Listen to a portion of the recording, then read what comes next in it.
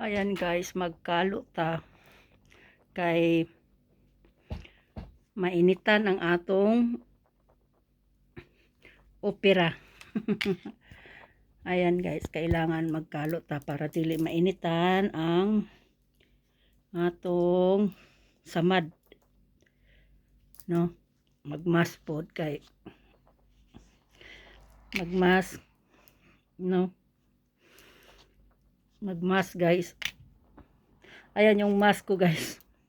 Parang tokatsu style. Hindi nakasabit sa tenga. Kasi hindi pwedeng masabitan yung aking tenga kasi may hiwa. Mula dito sa taas hanggang dito. Hiwa yan sa likod, binuksan. Kaya hindi siya pwedeng sabitan ng mask, no? Kaya ang mask ko parang Tokatsu Foods na palibot yung tali. Ayan.